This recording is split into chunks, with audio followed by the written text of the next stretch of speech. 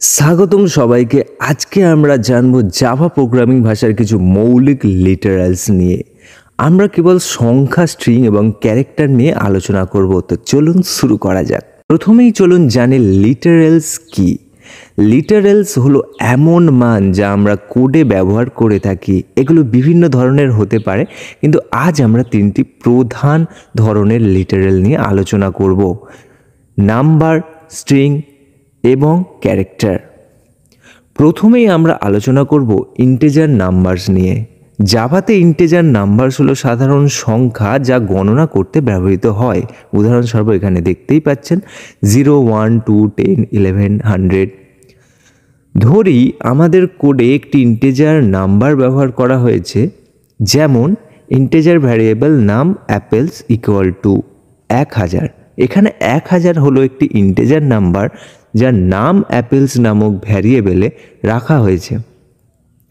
আরেকটি উদাহরণ, ইন্টিজার নাম প্যাকড অ্যাপেলস ইকুয়াল টু 1_0000000।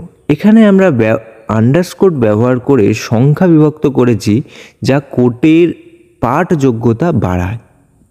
চলুন এবার জানি ক্যারেক্টার সম্পর্কে। ক্যারেক্টার হলো একটি একক চিহ্ন যা একক কোটস দ্বারা নির্ধারিত হয়। উদাহরণস্বরূপ সিঙ্গেল কোটেশনের মধ্যে এ, সিঙ্গেল কোটেশনের মধ্যে এক্স, সিঙ্গেল কোটেশনের মধ্যে 0, সিঙ্গেল কোটেশনের মধ্যে $, ইত্যাদি। যেমন 4 1 ইকুয়াল টু সিঙ্গেল কোটেশনের মধ্যে 1।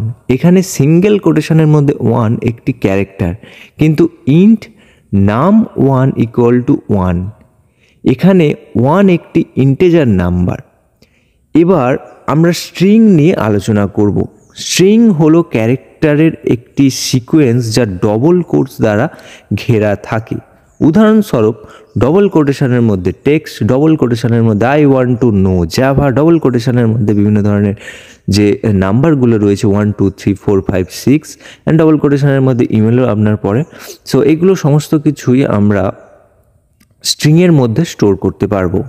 যেমন string double quoted equal to double কোটেশনের মধ্যে এ। এখানে ডবল কোটেশনের মধ্যে এ একটি স্ট্রিং, কিন্তু 4 single quoted equal to single কোটেশনের মধ্যে, যেখানে সিঙ্গেল কোটেশনের এ একটি ক্যারেক্টার।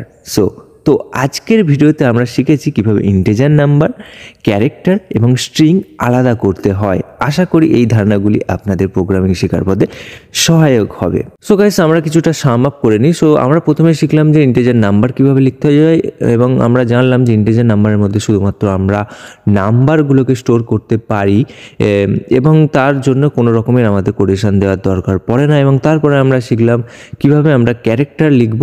সো ক্যারেক্টার লেখার জন্য আমাদের 4 দিয়ে ভ্যারিয়েবলে প্রথমেই শুরু করতে হয়, যেগুলো আমরা পরবর্তীকালে জানবো। সিম্পলি আমরা জেনে নিই যে 4 ভ্যারিয়েবলের মধ্যে আমরা শুধুমাত্র সিঙ্গেল ক্যারেক্টার বা সিঙ্গেল নাম্বার বা সিঙ্গেল সাইন সিঙ্গেল কোটেশনের মধ্যে রেখে ব্যবহার করতে পারি, এবং এতে শুধুমাত্র একটি করে ক্যারেক্টারই আমরা নিতে পারবো।